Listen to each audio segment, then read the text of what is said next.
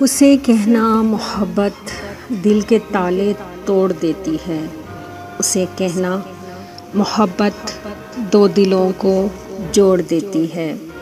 شاعروں کے لیے عشق و محبت ہمیشہ سے ایک مرغوب موضوع رہا ہے اور بلا شبہ دنیا کی بہترین شاعری خواہ کسی بھی زبان میں ہو اسی موضوع پر کی گئی ہے۔ مرزا غالب فرماتے ہیں، عشق پر زور نہیں ہے یہ وہ آتش غالب کہ لگائے نہ لگے اور بجھائے نہ بنے۔ ہم دیکھتے ہیں کہ بعض افراد پہلی ہی ملاقات میں ایک دوسرے کی محبت میں اس حد تک گرفتار ہو جاتے ہیں کہ دیکھنے والے حیران رہ جاتے ہیں۔ دنیا بھر میں محبت کی داستانیں کونے کونے میں پھیلی ہوئی ہیں۔ ہم آج تک محبوب کے دل پر تالا لگانے کے روحانی علاج سے لے کر دکان کے تالے توڑنے تک ہی استعمال میں سنتے آئے ہیں، مگر مغرب نے کچھ ایسے اسپیشل تالے ایجاد کیے جو دلوں کو جوڑنے کا کام کرتے ہیں۔ اس لاک ڈاؤن یعنی تالا بندی میں محبوب کو اس بات کا یقین دلایا جاتا ہے کہ محبوب ہمیشہ آپ کے قدموں میں رہے گا، جسے کوئی عامل نہیں کھول سکتا۔ Dubai, Italy, France, Germany, Australia جیسے ترقی یافتہ ممالک نے محبت کو ہمیشہ ہمیشہ کے لیے لاک ڈاؤن کرنے کا جدید طریقہ 2008 کے قریب متعارف کروایا۔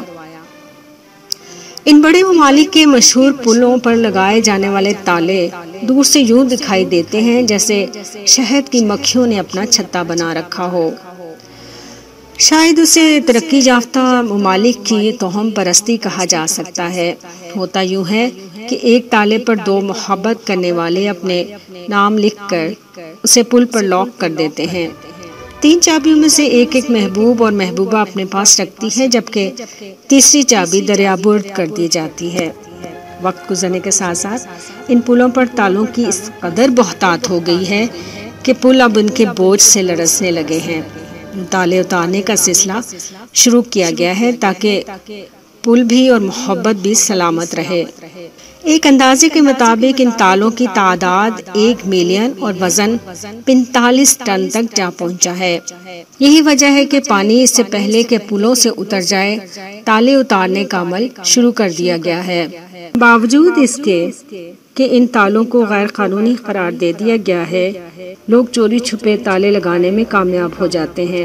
انتظامیہ انہیں کاٹ کر ہٹاتی رہتی ہے، لیکن وقت گزرنے کے ساتھ ساتھ ان کی تعداد بڑھتی جاتی ہے۔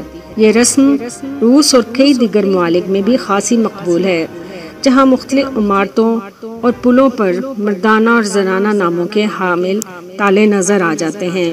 اگر سائنسی اعتبار سے دیکھا جائے تو عشق و محبت کے معاملے میں بنیادی ہاتھ ہارمونز کا ہے۔ جب عہد شباب آتا ہے تو ہمارے جسم میں کچھ ایسے کیمیائی مادے شامل ہونا شروع ہو جاتے ہیں جو جن سے مخالف کی طرف ہماری کشش میں بے پناہ اضافہ کر دیتے ہیں۔ سائنسدانوں نے اپنی تحقیقات کے لیے جب اعداد و شمار جمع کیے تو انہیں معلوم ہوا کہ جنسی کشش نوجوان ذہنوں کو اس حد تک متاثر کرتی ہے، اس کے بارے میں جاگتے لمحوں کے دوران ہر 14 سے 20 سیکنڈ بعد کچھ نہ کچھ سوچتے ہیں۔ بعض اس کی تسکین کے لیے مخصوص کتابیں پڑھتے ہیں، جبکہ کچھ فلمیں وغیرہ دیکھتے ہیں۔ اگر ہم اپنے آس پاس نظر دوڑائیں تو ہمیں جانوروں اور پودوں میں بھی اس نظام کی مثالیں نظر آئیں گی۔ پھول رنگوں کی خوشبو کے علاوہ اپنے خوشبوؤں کی مدد سے کیڑے مکوڑوں اور شہد کی مکھیوں کی توجہ اپنی جانب کھینچتے ہیں۔ رات کی رانی کے پھول رات کو کھلتے ہیں، لہٰذا انہیں خوبصورتی کی اتنی ضرورت نہیں ہوتی، لیکن ان کی خوشبو اتنی تیز ہوتی ہے کہ دور دور تک اور بہت تیزی سے پھیل جاتی ہے۔ پھولوں پر جب مکھیاں اور دوسرے کیڑے مکوڑے بیٹھتے ہیں تو انہیں ایک خاص مٹھاس سے نوازا جاتا ہے۔ ان مکھیوں کی وجہ سے پودوں کی افزائش نسل کا سلسلہ آگے چلتا ہے۔